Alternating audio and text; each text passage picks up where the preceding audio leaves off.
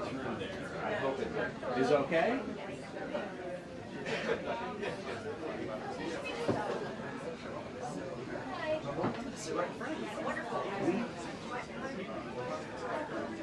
Anything gets thrown there, you'll put a hand up. Thank you. Appreciate it. Yeah, you never know these things. Yeah, no, you never know these things. You never know.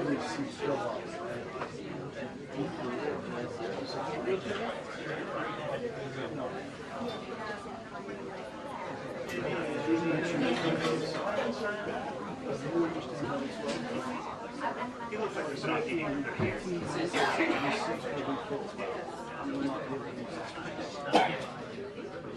Oh, you can stand in the back, you can stand, but you can't sit here. You see, each one is assigned. No, I just want to make sure you're okay. I mean, you can see the crowd.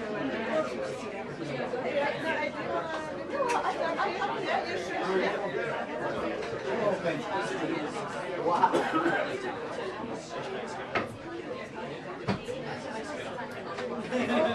Tom, yeah. Where's JD? Well, what a way. Tough to beat that.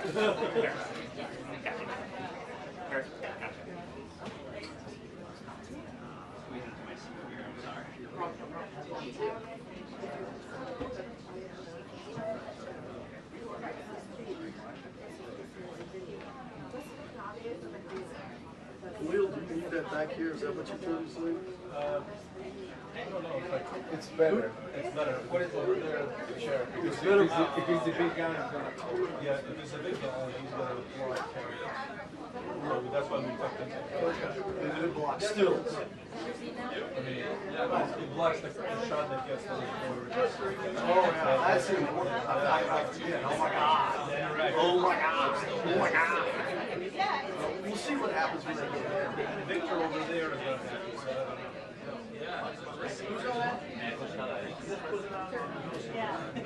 Halfway. I'll be on the stage.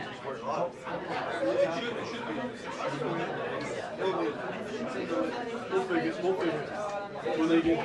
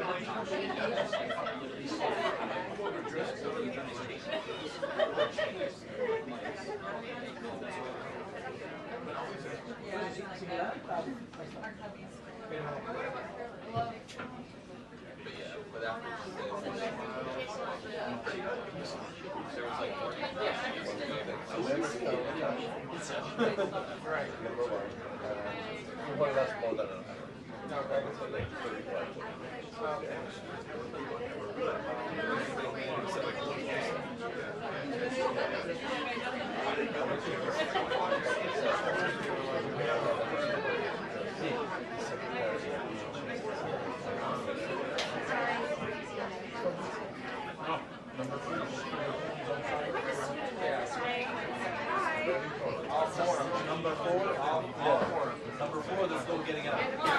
Yeah, well, that's what I was trying to gauge if I should on the safe side. I have my contacts, so I'm good. But you did say that's a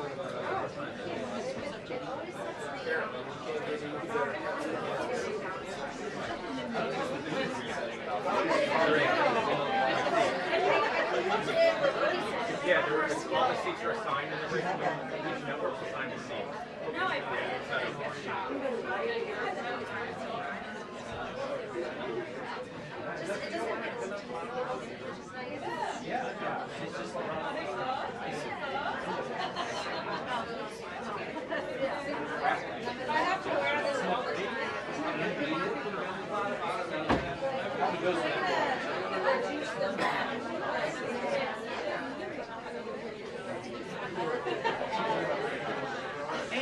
Amy. Amy. I'm good, Amy. How are you? Probably make my pictures in focus.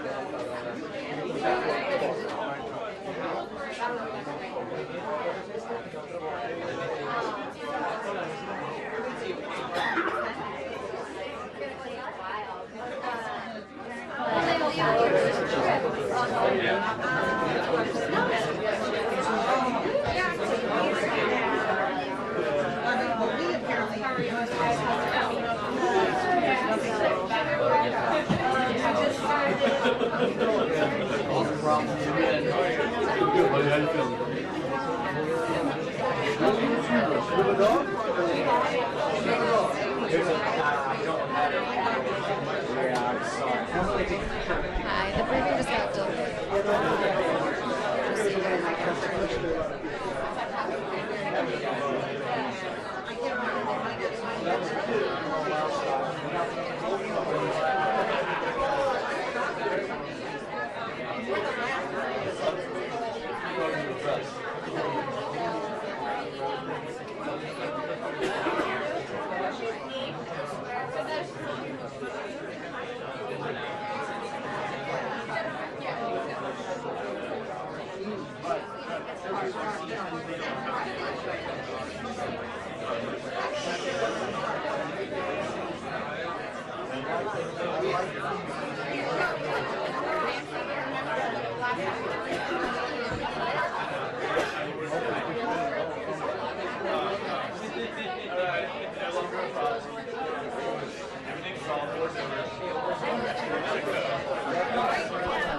Yes, I can. I'm going to stand up there, or am I going to? They're not hearing me. 1, 2, 3. Okay. I'm looking at Albert. I'm telling he's not. Okay.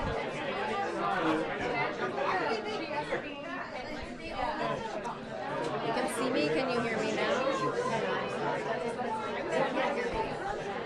So you're telling me they can't hear me. 1, 2, 3, 1, 2, 3, 1, 2, 3. 1, 2, 3, 1, 2, 3. Can you hear me now? Can you hear me now? You can hear me now? Okay, starting to hear me, starting to hear me. Really low. Really low. Am I on channel 2? Yeah. Oh, no, then I'm next. You're saying I didn't have channel 2?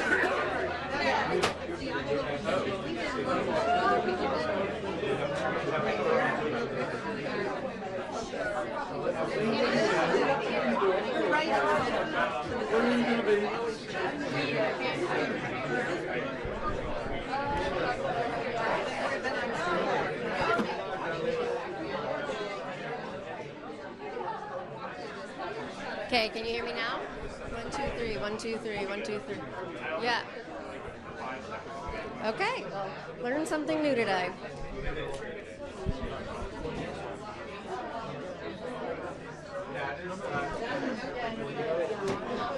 It's still tough to come. No, I know.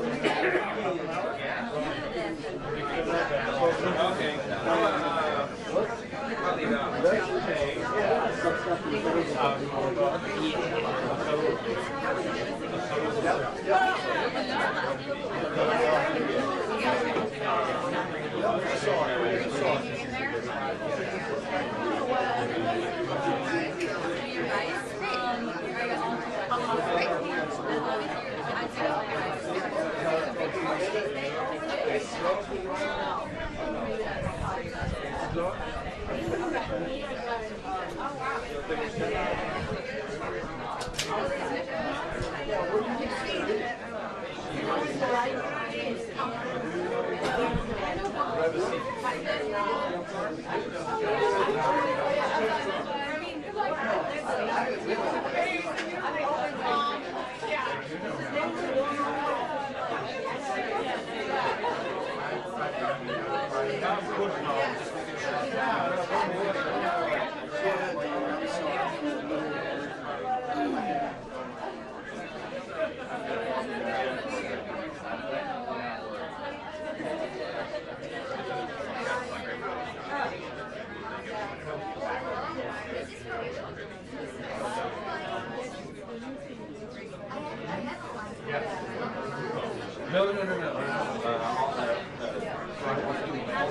No White House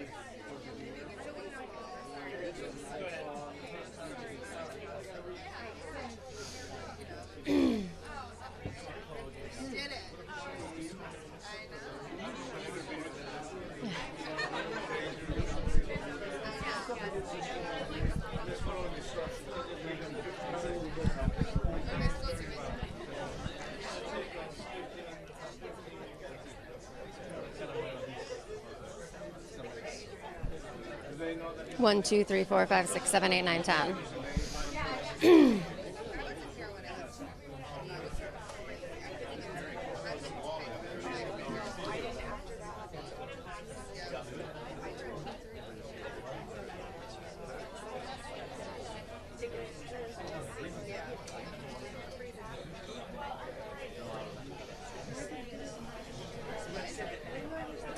Well, he's but also he just hasn't had I mean, the leading guy, the absence of sitting in this team has nothing to do with it. No, it's just his commitment. But yeah, no, his last week.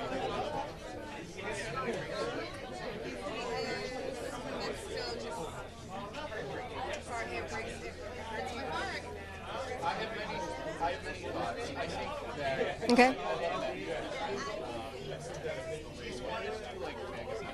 It's like obviously it is national. Great. With all the posts, but it's not.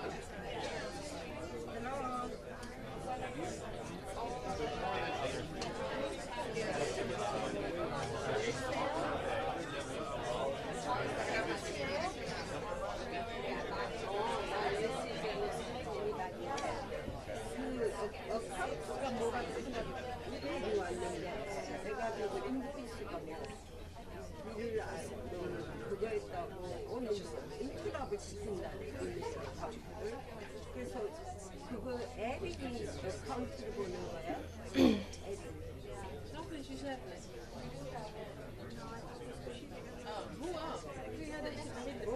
근데 그걸로 안 되고 Yeah, this is the first time we're going to hear from Karoline Leavitt in roughly 2 weeks. And as you noted, it comes at a time where the White House appears to be looking for an off-ramp. We saw President Trump delay that ultimatum that he originally posed on actually striking these civilian power sites by 5 days, saying that these ongoing negotiations were happening. And what we're told behind the scenes is that this is very fluid, that there was an invitation by Pakistan to host both U.S. officials and Iranian officials to have a conversation, to have these negotiations. They are working on that plan that would include Vice President J.D. Vance, but everything right now still fluid among security concerns on other reasons as well. One of those other reasons likely being the fact, as you just mentioned, that Iran has effectively downplayed or turned down that 15-point negotiation starting point and returned with their own 5-point plan. Now, we have a lot of questions for the press secretary today, particularly who exactly is the United States negotiating with? What are the starting points for this negotiation? Why is J.D. Vance getting involved now? He has not been an active participant in this. Now, we do assume that other officials like Steve Witkoff, Secretary of State Marco Rubio, Jared Kushner could all be part of any kind of in-person meeting, but we still don't have effectively what exactly they're going into this meeting to hammer out, particularly if Iran is saying they have 5 completely separate points that they want to talk about, but also who are they talking to, what has led them to trust this person, and can this person actually have any power in Iran given what we know is a very fractured environment there.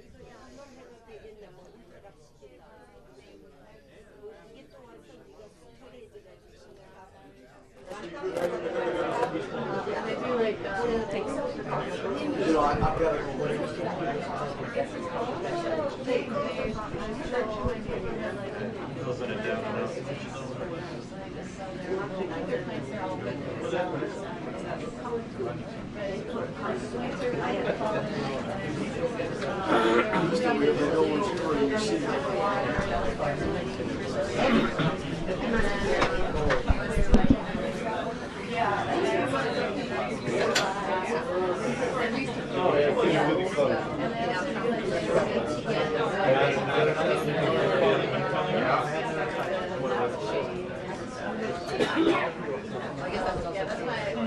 breaking the people's things.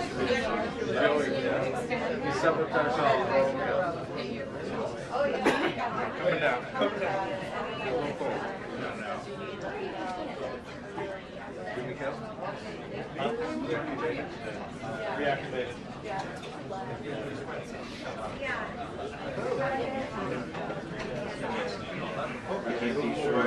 I will move one.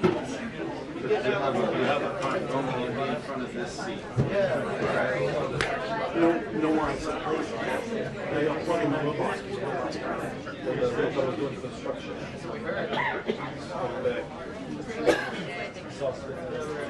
You know the robots in English, don't you? Well. That was crazy.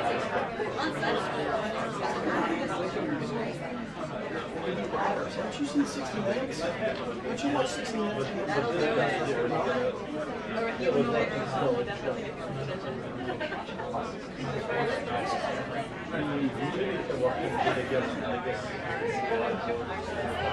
That's great. Send you a whole week of filming. That's my dad.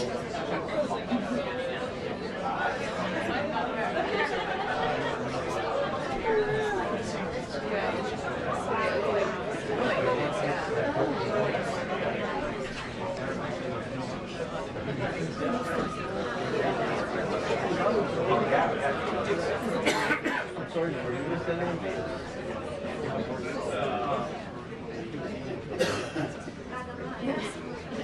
And then you know if one more to set the applications.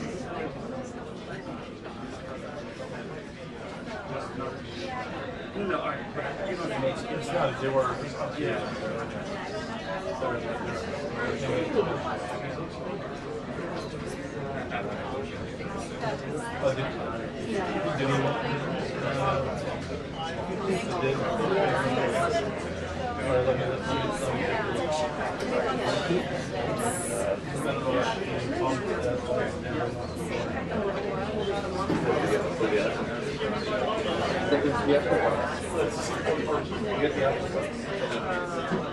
Looks like it's the Can you go to the slide though?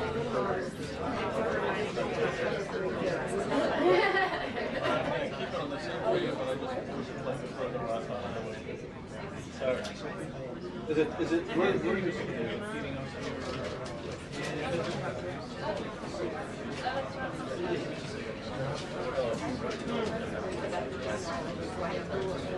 No, now they have enough.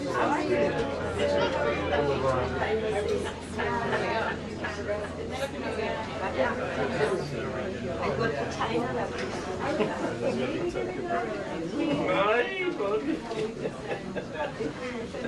Say hello to my little.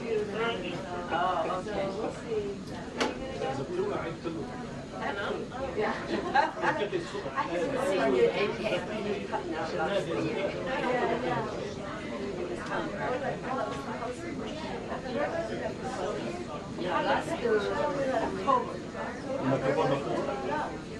APEC.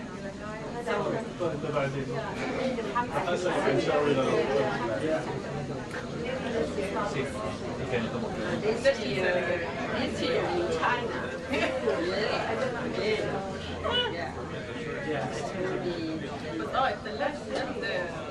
In China,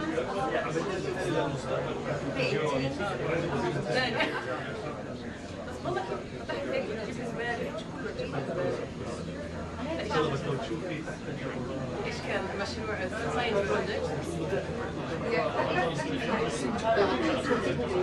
انا بفتحها انا الثلاجة عليك لا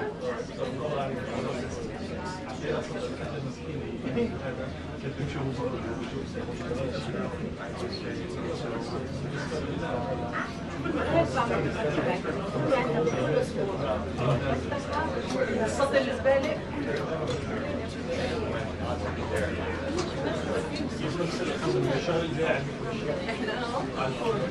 عشان اتمشى شوي عشان ايوه عشان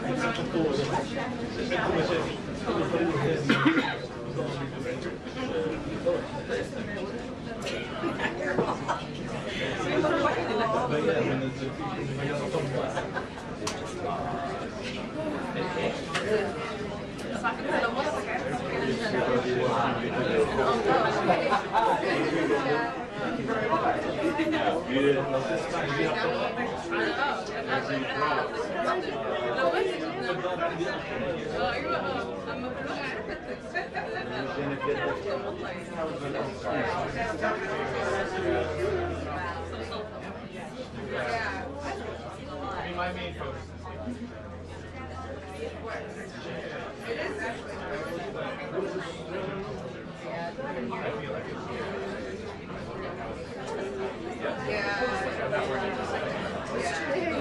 I know.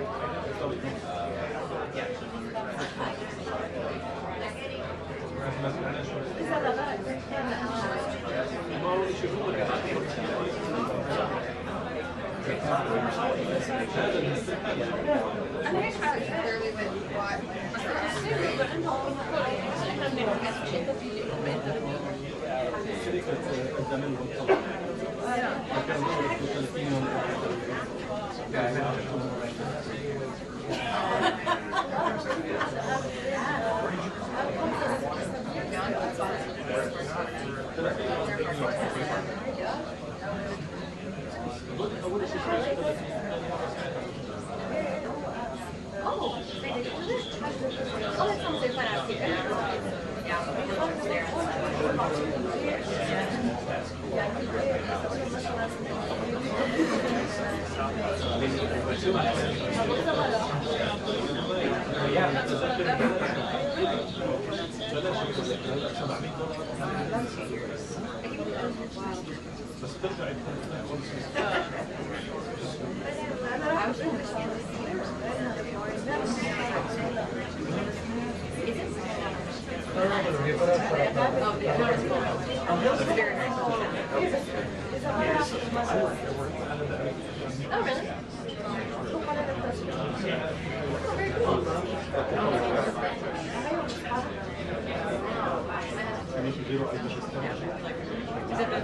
really? Thanksgiving, Christmas. That I don't like it so much. I like it this summer a lot. I absolutely.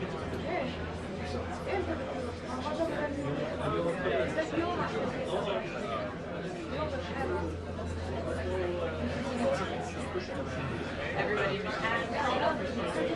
where'd she go with photos? So yeah, she's the freshman. Oh, yeah.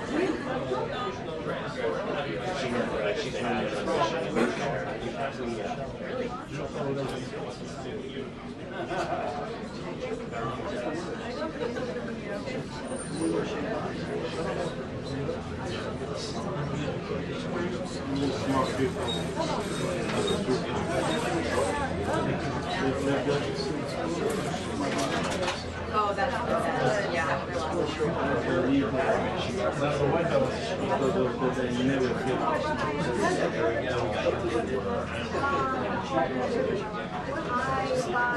That's the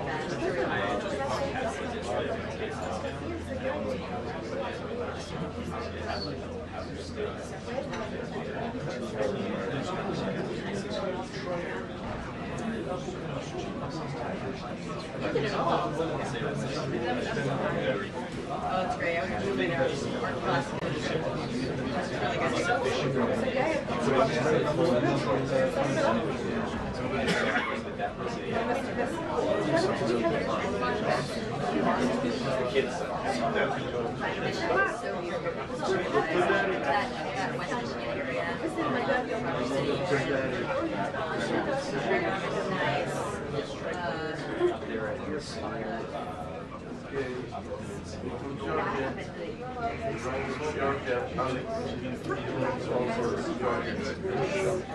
So it's great when you got there. It's not just not quite as good as Traverse City, but you're Glen Haven, but when you get up there, it's See, I think what they do is they put proper financial related. It's a good everything.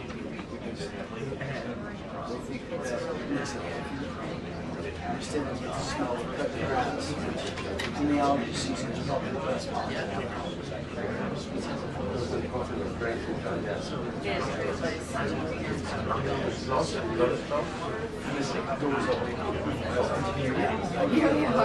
I like to see a lot better. You can't smell the grass. I like the weather a lot better. And where I live,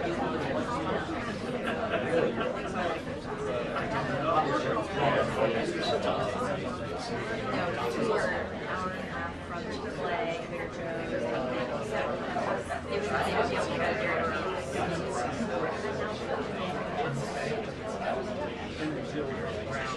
No, they're there's one of the plants. Yeah, there's a lot of people drive now and use $100. Kind of crazy now. It's gotta get fertilization every now and then.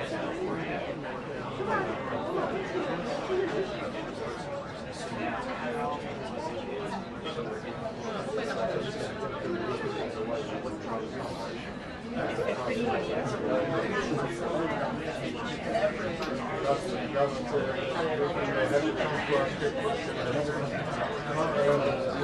like the size of it. That was very small. So it felt big, a lot bigger than you know. Yeah. Yeah, the one that in the grave, that was it. So it was the only place I applied north of Virginia. I think I was really great. It was great. I have great friends in there.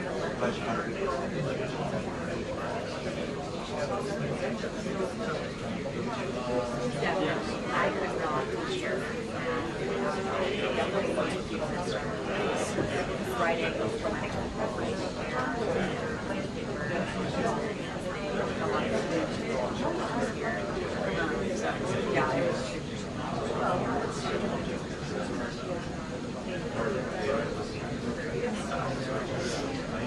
Sorry, everyone.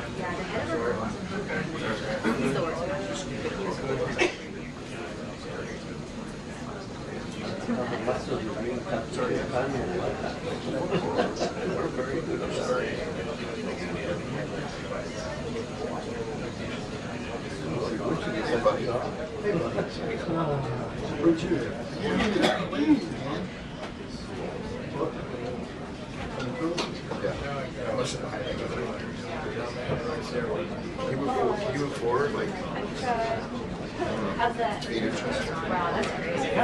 They were very generous.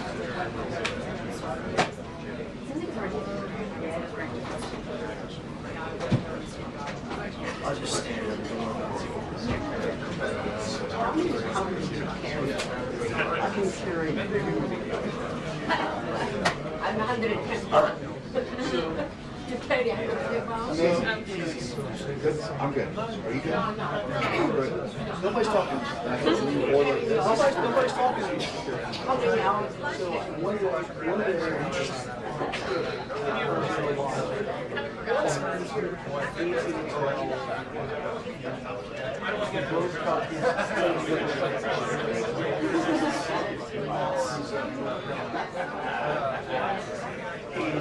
Hey, you're left me alone back there. Dude, you should have sent her up here.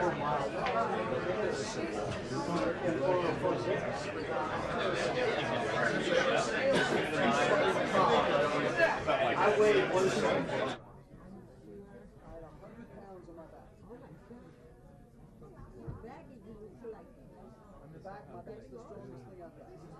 My legs are very strong, my arms are very strong, my back is very strong. Strong back and mind. That shoulder bad, this shoulder bad. This was broke on Mars up. Everything else is fine.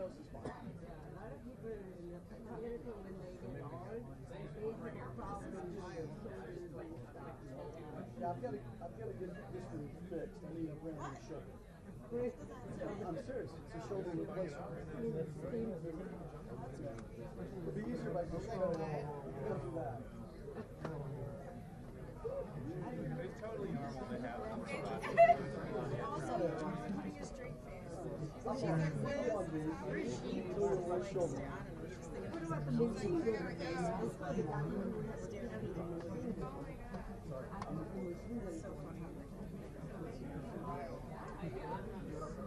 Actually, I did one time had a very lady that it was like video on your time. I was like sitting in a bus.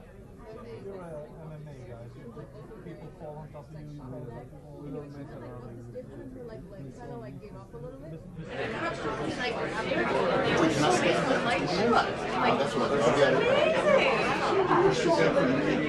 am. But I mean, I wouldn't have. Yeah. What's better for you? I'll be here. That way you can.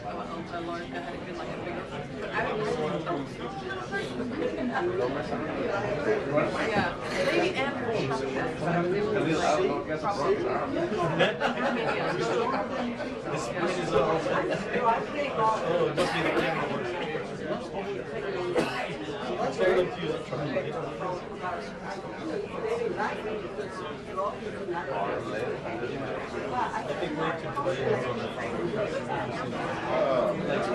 I've been doing this since high school.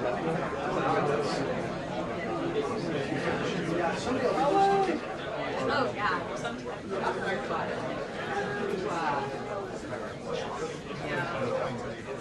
I'm a runner.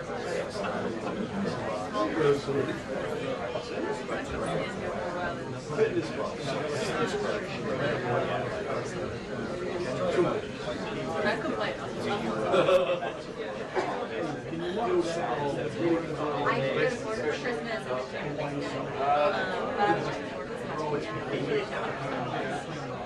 But like running, it was a beautiful weekend. It was nice long mornings. We went out like 8 p.m. day. It was in memories of wine. So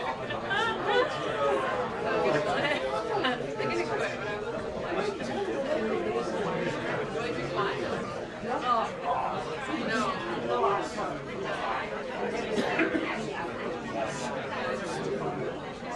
Some beers.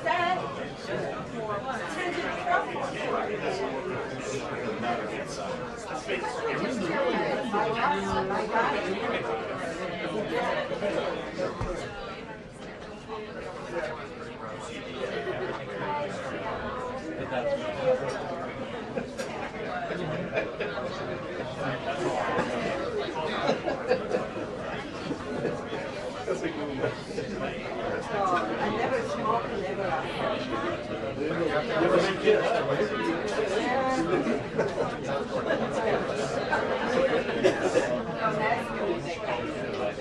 I'm sorry. I'm a judge. I thought we needed something. anyway, my body is actually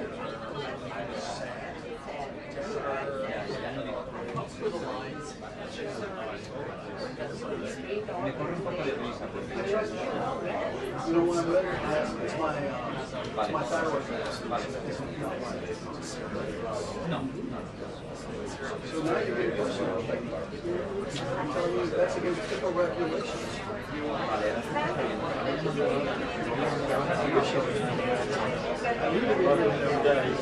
You smile for my brother. Exactly. somebody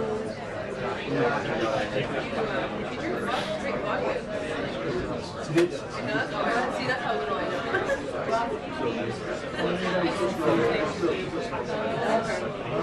Some beer.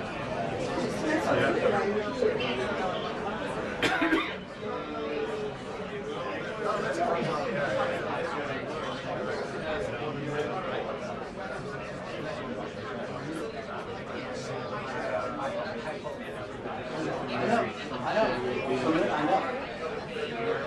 That's why I get out early.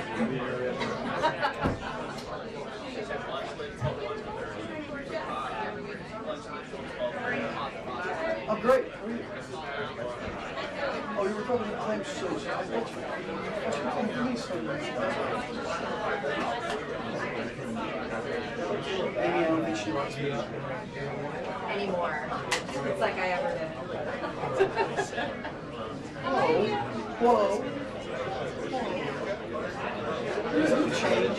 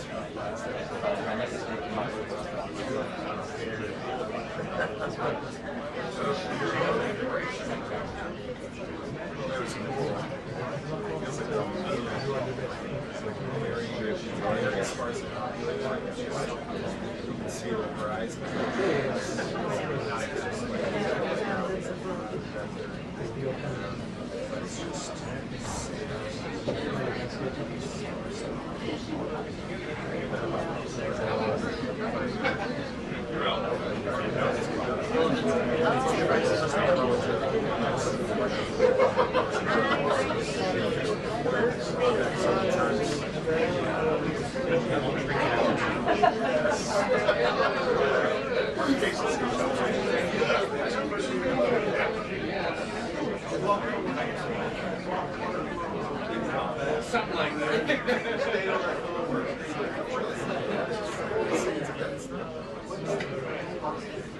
One more. Hold on. Sorry. Whoa. Okay. How are we? Hi, how are you? Walk through your tuna can.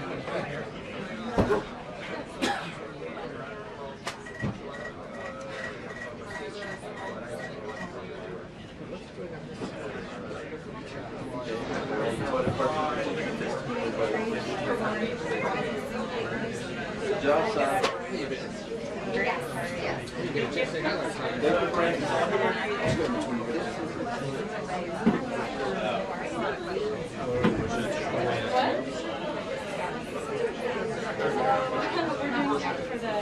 Yeah. I didn't get there till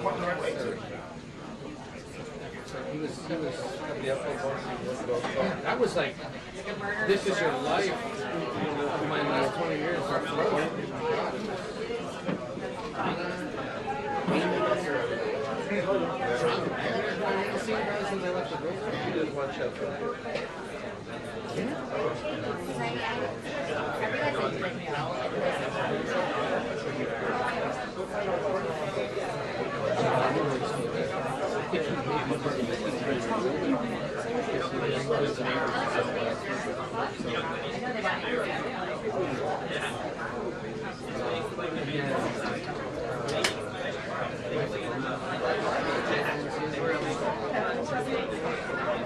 The only ones missing from the is there.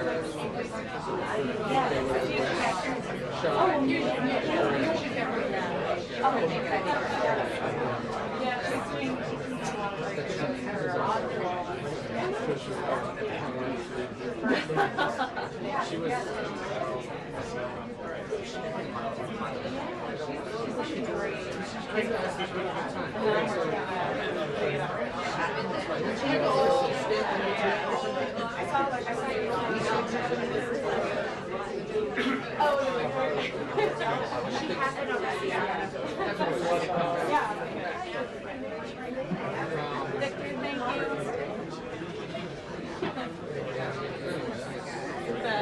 A couple more, but it's true. Thank you. You see what that DAP guys do? It's the first one. When you go back, it's the first one there, so you can go the rest of the front. I know. I'm just gonna post up on the browser for the briefing so I can get people. Thank you. Or investigations of underground. Hold on. His point about getting involved in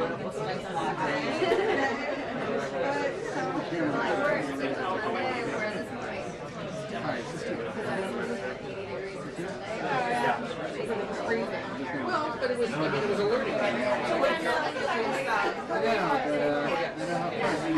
Yes, that's true. True for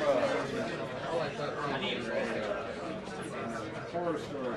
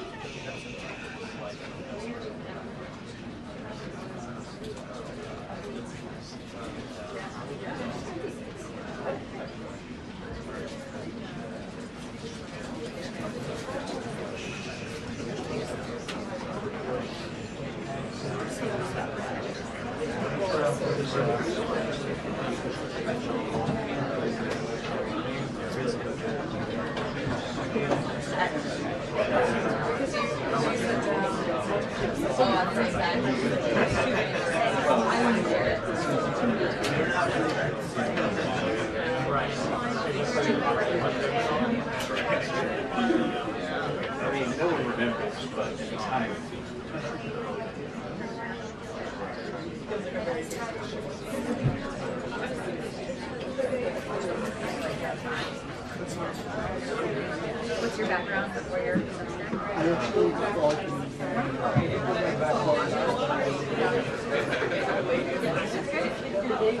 You started. Sir, you continue. Well, fair enough. Okay.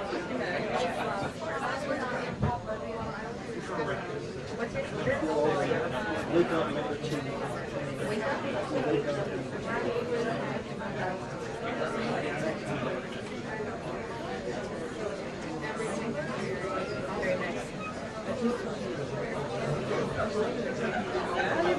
Any third one?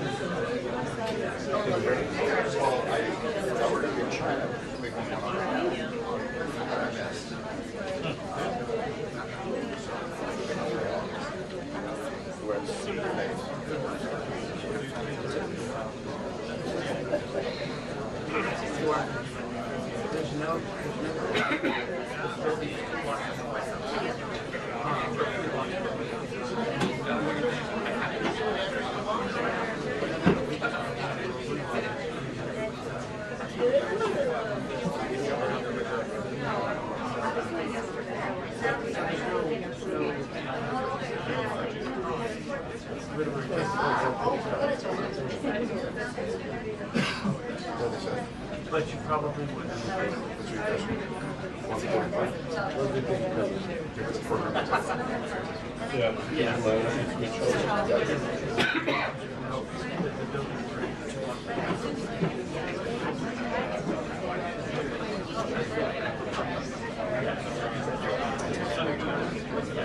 Yes, that's great.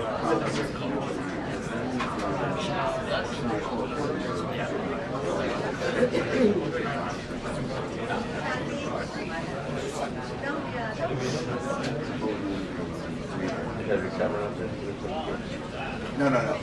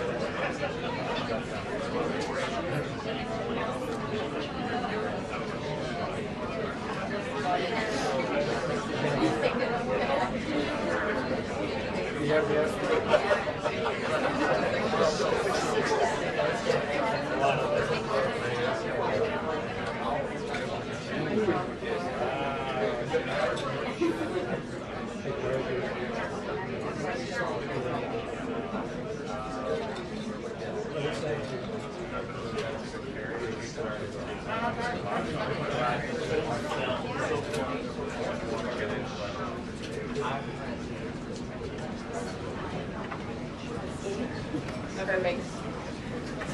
Just wanted to make sure that you were good.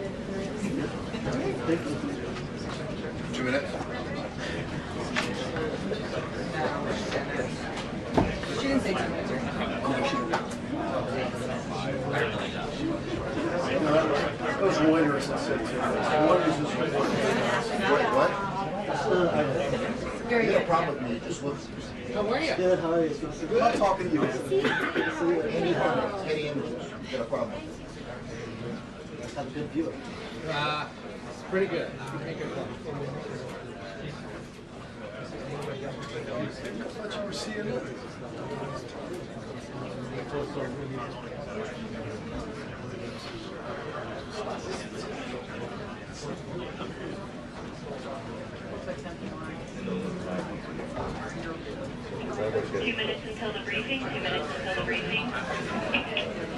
Down in front.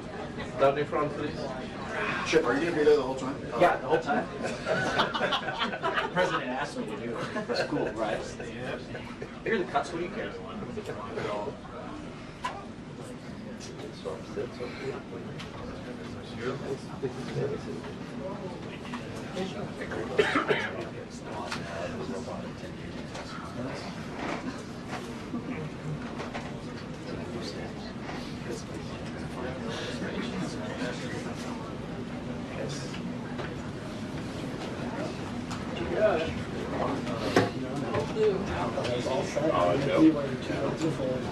It better be a very logic-based question. Speaks the truth.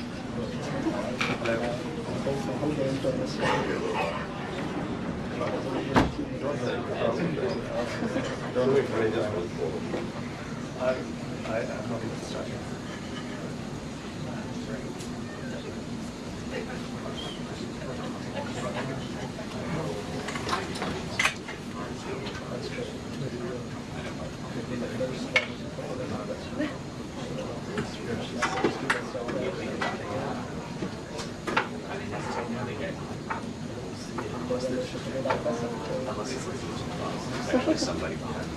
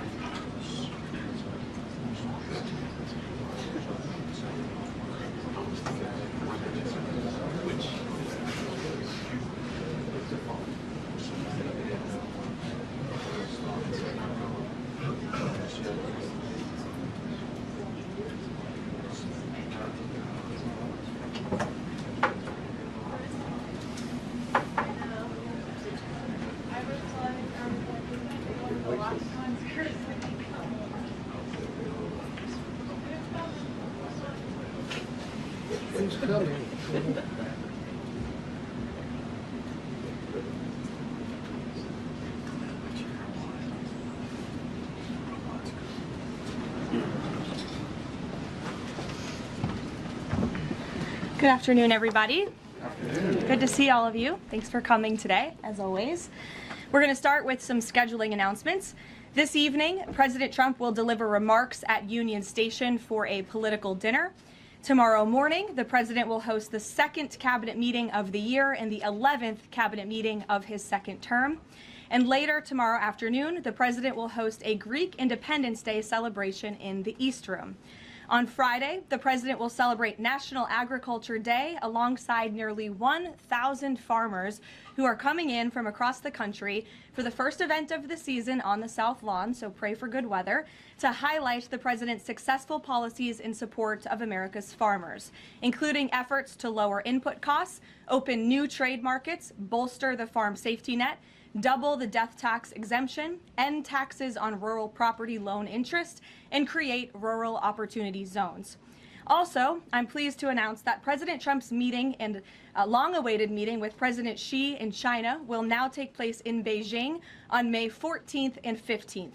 First Lady Melania and President Trump will also host President Xi and Madam Peng for a reciprocal visit in Washington, D.C.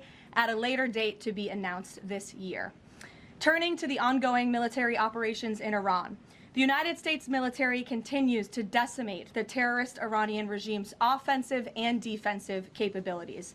Just over 3 weeks in, it's abundantly clear that Operation Epic Fury has been a resounding military triumph. More than 9,000 enemy targets have been struck to date. Compared to the start of the operation, Iran's ballistic missile attacks and drone attacks are down by roughly 90%.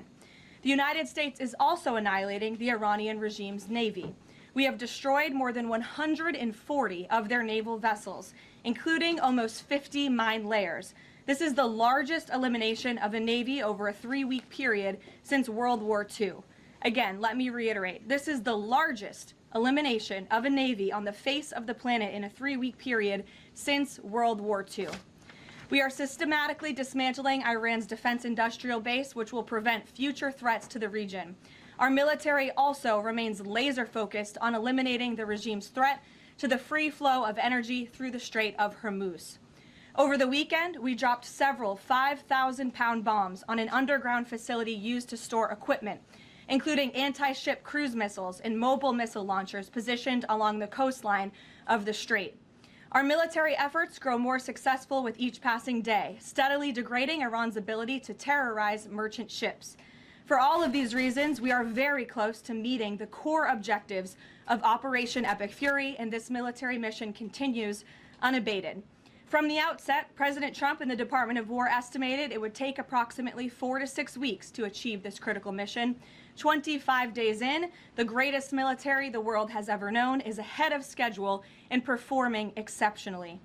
Day by day, the Iranian regime is being crippled, and their ability to threaten the United States and our allies is being significantly weakened. Their ambitions of building a nuclear weapon have also been crushed to an even greater degree than they were in Operation Midnight Hammer in June 2025.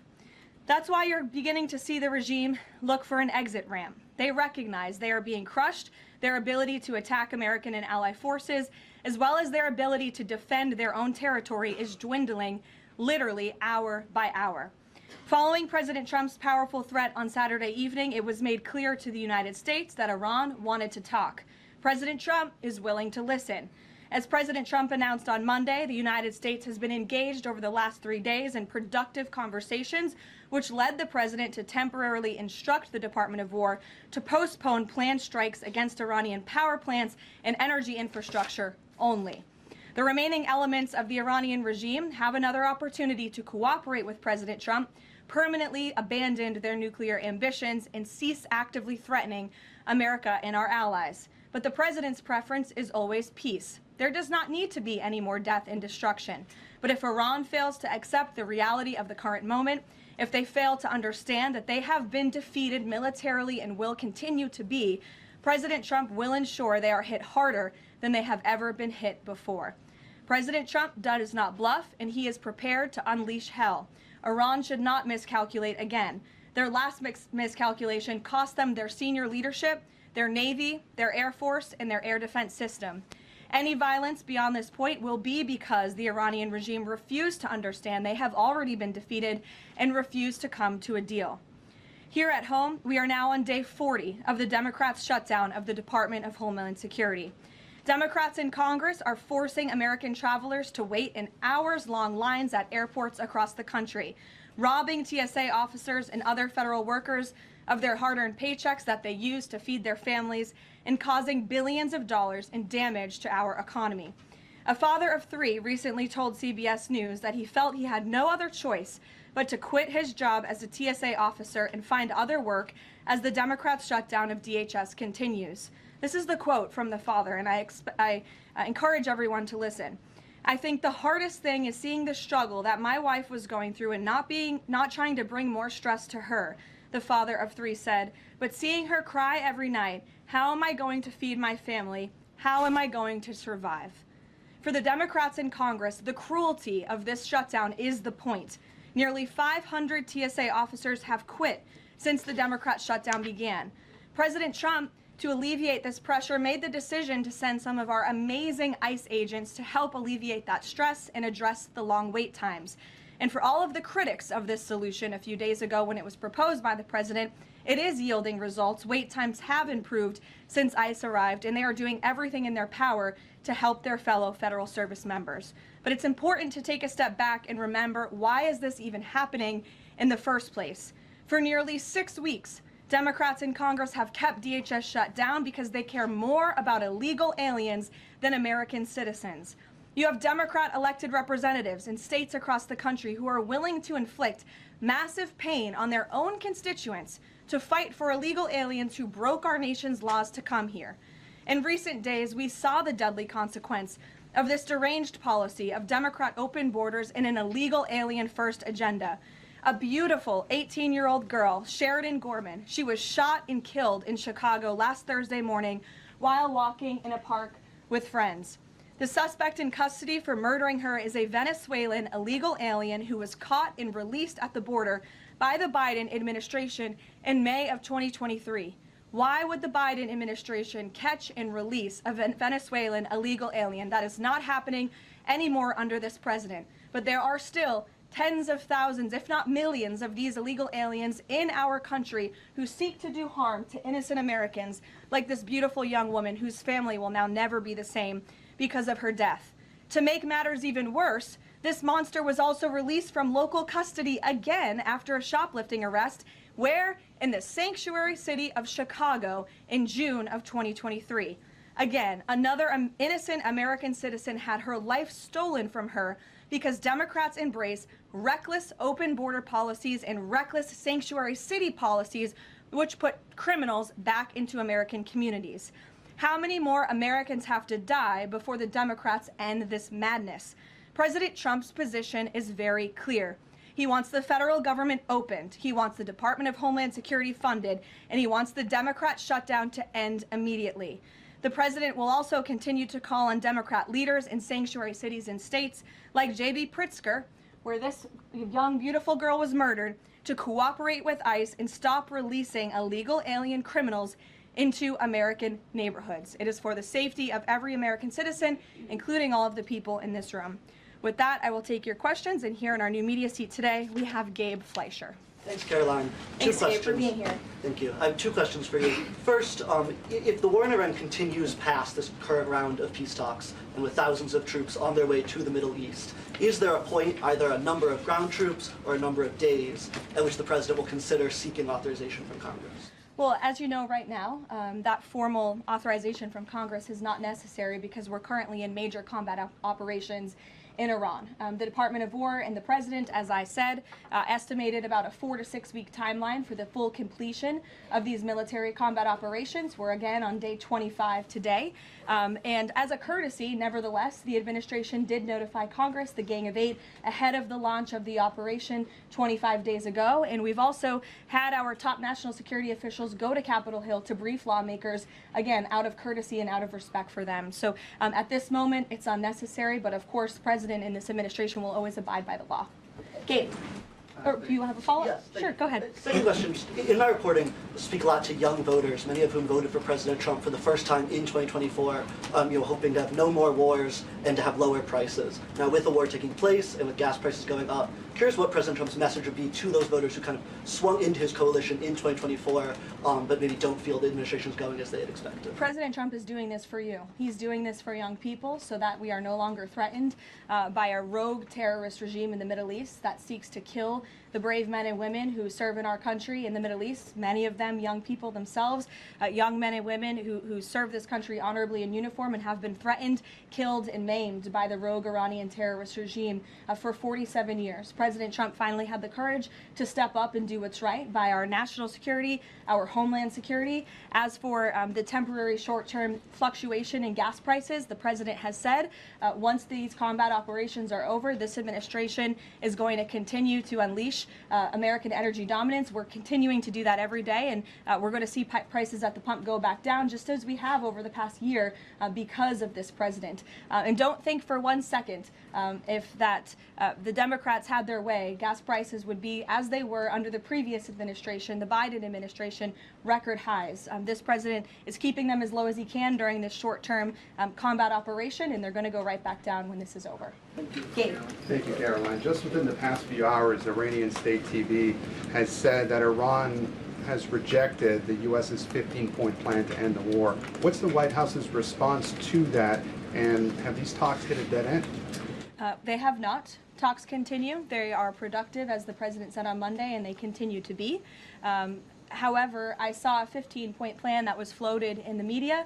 I would caution reporters in this room from reporting about speculative points or speculative plans from anonymous sources. The White House never confirmed that full plan. There are elements of truth to it, but some of the stories I read were not entirely factual. So I am not going to negotiate on behalf of the president here at the podium. What I will tell you is these talks are ongoing. We're not going to get into the nitty-gritty details that have been exchanged between the United States and Iran at this time. Well, yesterday the president mentioned a very big present that the Iranians had given the U.S. He wouldn't go into detail, but was it that ship that was carrying 2 million barrels of oil that made it through the Strait of Hormuz?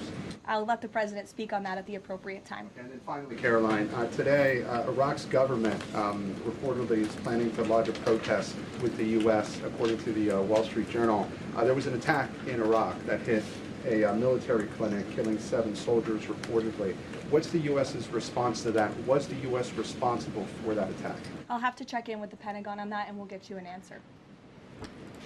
Thank you, Caroline, too, if I may. Speaker Johnson today described the conflict as wrapping up, but the 82nd Airborne Division, they're typically deployed at the beginning of conflicts. So does the White House consider this conflict as wrapping up, or is it changing shape? As I said at the beginning of my remarks, we are meeting our goals of Operation Epic Fury expeditiously. The president likes to maintain options at his disposal. It's the Pentagon's job to provide those options to the commander-in-chief. For any specifics on troop deployments, though, I would point you to the Pentagon. And today, Philadelphia District Attorney Larry Krasner reiterated threats to potentially arrest ICE agents that were sent in to assist with these historically long TSA lines. He said, quote, "The president cannot pardon you." Has the president seen Krasner's comments? Does he have any response? The president cannot pardon you for what? He's talking to the ICE agents who are handing out water bottles and are helping people move through lines at airports. It's a disgraceful comment. The men and women of ICE are great people. I would encourage this lawmaker, whose name I don't know and don't care to know, to actually sit down and speak with the ICE agents who are on the ground doing this important work, not just in our nation's airports, but again, to remove violent, dangerous, illegal alien criminals from our country, to protect this individual and all of us in this room and Americans across the country from murderers, pedophiles, and rapists who have been allowed into our country by Democrat politicians. Mario, good to see you. Thank you, Caroline. Good to see you as well. Just given that the president postponed his original trip to China because of the war, should we infer that the war will be wound down and concluded by the time of that May 15th, 14th visit? Again, as I've said, we've always estimated approximately 4 to 6 weeks, so you could do the math on that, Mario, but we do look forward, I know the president looks forward to going to China on May 14th and 15th, and of course, as always, we'll provide additional logistical details to all of you in the media for that trip, who I know look forward to coming with us as well. One follow-up. Was that a precondition? Did the two leaders speak about the conclusion of the war? Was that a precondition for them to have this rescheduled meeting? No, there was a discussion about the rescheduling of the meeting between the president and President Xi. President Xi understood that it's very important for the president to be here throughout these combat operations right now. He understood, obviously, the request to postpone and accepted it, which is why we have new dates on the books, and I'm happy to announce those to you today. Jennifer. On the negotiations with Iran, are there still face-to-face talks planned, perhaps in Pakistan? And who do you think would probably be going? Again, I've seen a lot of speculation and reporting about potential talks that could happen later this week. Nothing should be deemed official until it is announced formally by the White House. I would not get ahead of our skis on reporting about any talks this weekend until you hear directly from us. Does the president think that all of the allies will go along with whatever the U.S. concludes with these Iranians? Are you expecting that Israel and all the other allies will follow whatever agreement is made? I think the president has shown that he is absolutely the leader of the free world, the head of the most powerful military in the world, and in various examples, so the 12-day war between Iran and Israel, the ceasefire between Israel and Gaza, the president has shown a very unique skill at getting our allies to get on board with what's in the best interest of the United States, but also the world in cases of foreign policy like this. Ed. Yeah, thanks, Carolyn. So, is there a time frame as to when the first oil tanker can go through the Strait of Hormuz freely? It's a very good question, Ed. I don't have a specific timeline for you today, but it's obviously something the administration is working towards as quickly as we can. And with respect to oil, as you know, the administration has taken a number of actions to stabilize the markets. We directed the U.S. DFC to offer reasonably priced political risk insurance for takers through the strait. We issued that temporary waiver to allow countries to purchase sanctioned Russian oil to alleviate global pressures. We're working with the IEA to coordinate the release of another 400 million barrels. We issued that 60-day Jones Day Act waiver. And then just today, EPA Administrator Lee Zeldin, if you missed it, in consultation with the Department of Energy, announced a temporary emergency fuel waiver to allow nationwide sales of E15, gasoline blended with 15% ethanol, to remove all federal impediments to selling E10 gasoline across the country. The emergency fuel waiver will temporarily waive the summer low volatility requirements and blending limitations for gasoline to provide additional flexibility to the fuel marketplace. So as far as tankers through the Strait, something we're tracking very closely, but obviously the administration is coming up with creative new solutions by the day to keep the price of oil stable, something the president wants to see. And I know Secretary Bessent, Secretary Wright, Secretary Burgum, EPA Administrator Zeldin are all working together closely to find ways to do that. The president gave that 5-day timeline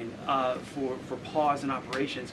Would a tanker going through the Strait of Hormuz be one of the conditions that he would extend that? That's only something the President of the United States can answer. I won't get ahead of him. How about on TSA? Can I ask you about the TSA lines? Sure. Are the TSA lines, we've all seen the video of that from various airports, is that going to be what ends the stalemate in Congress to get DHS funded? Well, look, it's the Democrats who have led to this stalemate over the past 6 weeks. The president and the Republicans' position has been very clear. Fund the Department of Homeland Security. And we have attempted in good faith numerous times, both the president himself and lawmakers on the Republican side on Capitol Hill, to go to the Democrats with reasonable offers, with real solutions. They'll ask for something, we'll give them that concession, and then they say, oh wait, that's not enough, actually. So I think that's why I said earlier, the cruelty is the point.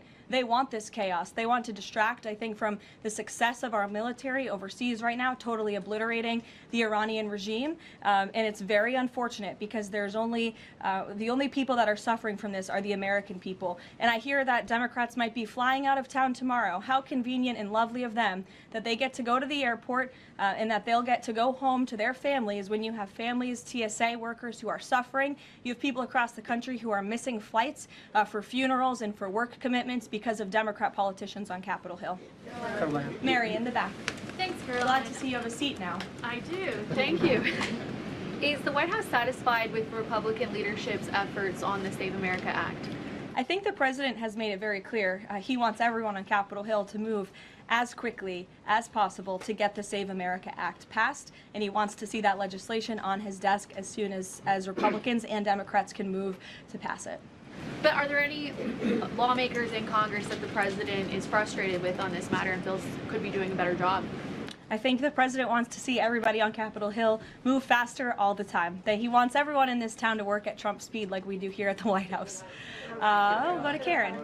Caroline, 2 questions on Lebanon, if I can. Is the U.S. providing support at this point for Israel's ongoing offensive in Lebanon? And is the president concerned that right now there are more than 1 million people who've been displaced and potentially could be for a significant amount of time? That's not something I'm in a position to comment on. For the first question, to the second question, of course, that's something that would concern the president.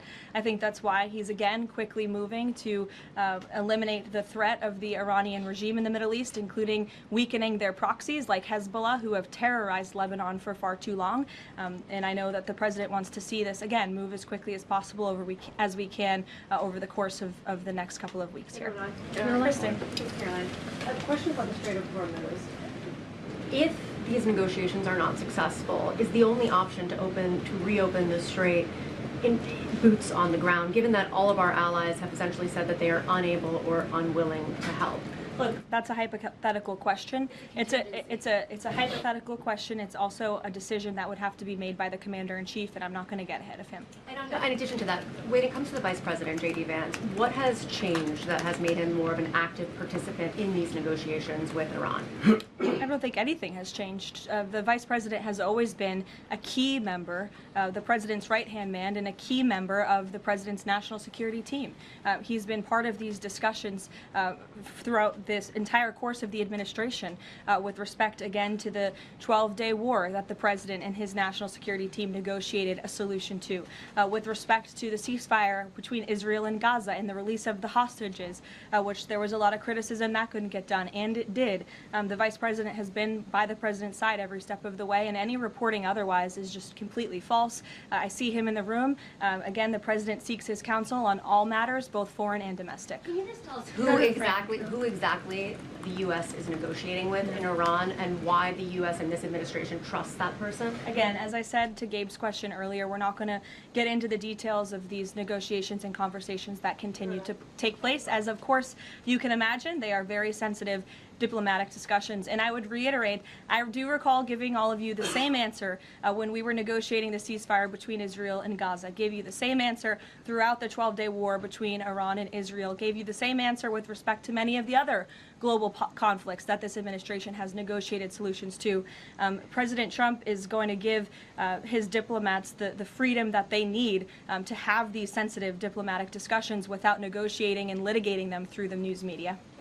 Fran. Caroline, just to follow up though, because you said that some of the information that's been out there about the 15-point plan is inaccurate, can you say what is accurate with respect to ballistic missiles, the nuclear ambitions, and the Strait of Hormuz, which are things that the president has laid out that he wants to see a couple times in the past? Look, if you've heard it from the President of the United States, obviously it's true, as well as the objectives of Operation Epic Fury. We've said repeatedly, I've said them from this podium, the Pentagon has reiterated them. That's why we've taken military action to achieve them. So of course, those are goals that we want to see, but this full 15-point plan that's been floating around in many of your outlets, there's a lot of misinformation to that as well. And again, I would caution you from taking things from anonymous sources rather than verifying them directly with the White House. Christian. Thanks, Caroline. 2 on Iran. First, would the president consider loosening asylum restrictions for Iranians trying to flee the country right now? Again, that's a question for the president. I won't get ahead of him on that. I haven't talked to him about that. Okay. And then secondly, you mentioned at the top that Iran would be hit harder than they have been to this point if they don't recognize the fact that they're losing this war. Could those strikes happen before this 5-day negotiating window closes if the president doesn't think they're negotiating in good faith? You're asking me to tell you if the commander-in-chief would authorize very strong strikes against the Iranian regime. That's not something I would ever reveal from this podium, true or not. Phil. Here, the back. Thank you, Caroline. I was wondering if you would respond to some of this criticism of the administration from past allies like Joe Kent, who have said that the president's red line shifted from Iran cannot obtain a nuclear weapon to Iran cannot pursue nuclear enrichment. What is the administration's response to that criticism? I think the president and I have both strongly responded to the criticism by Mr. Kent, who unfortunately resigned in disgrace and accused the president of basically being controlled by foreign countries and foreign manipulation, which is a ridiculous and laughable assertion. So his accusations have zero credibility as far as this White House is concerned. The question of the red line shifting from no nuclear weapon to no nuclear enrichment, is there any substance to that argument? I think the president has been quite clear in what he wants to see from the Iranian regime, which is why he chose to launch Operation Epic Fury in the first place. Reagan. Thank you, Caroline. I have a question for you on the SAVE Act, and I'd like to follow up on the DHS shutdown. Sure. First, Senator Mike Lee. The Save America Act. Save America Act. The president corrected me yesterday. That was my fault. Senator Mike Lee said it's essentially impossible to pass the Save America Act through reconciliation. What's your reaction to that? Is the president worried that that strategy might fail? I think he's willing to try all strategies. I spoke with him about this yesterday, and he said if we can make it work through reconciliation, let's absolutely do that. These, again, are common sense policies that are backed by the vast majority of voters across this country.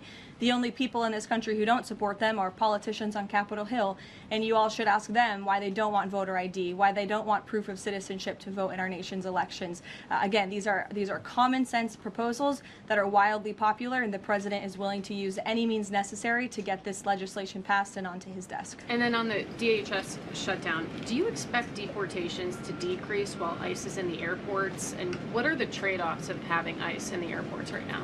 Well, to address this obviously short-term problem and the chaos that has been sowed by these Democrats on Capitol Hill, to address the lines and to get Americans traveling and get them to where they need to be. So the president, I think this was a creative solution, again, that was criticized, but we have seen wait times decrease, not as much as we'd like. Hopefully they will continue to, but at major airports over the course of the last few days as ICE has been facilitating with travelers in these airports. Sure. Thank you, Caroline. On March 6th, the president said in an interview with Reuters that the U.S. should have a role in choosing Iran's next leadership. Now that we're almost 4 weeks into the operation, is that still the president's assessment of where it should go? As I've said repeatedly, I think the president obviously believes the United States wants to have someone in leadership position in the Iranian regime that will be much more favorable, that will be willing to work with the United States, that will no longer chant death to America. These would obviously be good common sense things for the United States and for our allies. I think that's what the president meant when he spoke with Reuters that day. Go ahead.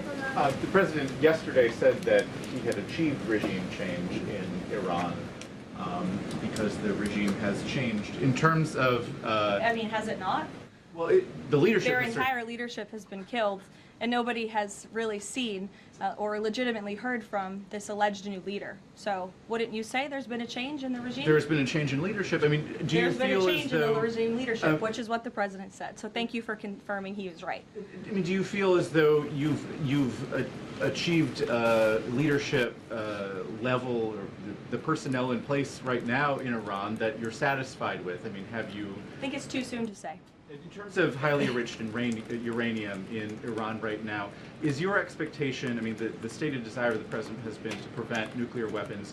Is your expectation that the end game here is that eventually Americans will be in possession of that uranium, or you'll somehow have some direct control over the highly enriched uranium that could be used to develop it? Again, this is a point of conversation that continues. I think you know the means in which the United States would have to take in order to achieve that goal, and that's a decision for the president to make. Brian, good to see you, Brian Glenn. Good to see you as well. Does the White House have a comment on a letter that was sent from Congressman Raskin to the DOJ alleging that the DOJ recklessly released damning information in regards to President Trump's documents? Yes, I saw that letter from Congressman Raskin this morning, who I would add has zero credibility, and this letter was clearly a cheap political stunt. What the congressman did here, Brian, and for everyone in the room who's hopefully not reporting on this as fact, is that he took untrue and salacious claims in a memo that was produced by Jack Smith, who has been completely discredited for his lawfare and his witch hunts against this president, and that information was unverified. It never even made it into the indictment because it was so unverified. And what happened to that indictment anyway? It was thrown out. And Jack Smith has been proven, again, to be a prosecutor on a witch hunt against President Trump. He tried to throw him in jail ahead of the 2024 election. The Biden Department of Justice was fully on board with this lawfare campaign. And in fact, this story that was concocted by Congressman Raskin was so ridiculous, I understand his communications team reached out to some outlets in this room who responsibly said, we're not going to write this because this is just too much. However, of course, MS Now did write that story this morning because they continue to be left-wing propaganda for the Democrat Party. But I think Jack Smith has been proven to be a liar and a fraud, and this is, again, a cheap political stunt from a Democrat on Capitol Hill who I think wants to get himself on cable television. Thank you all very much. Thank you.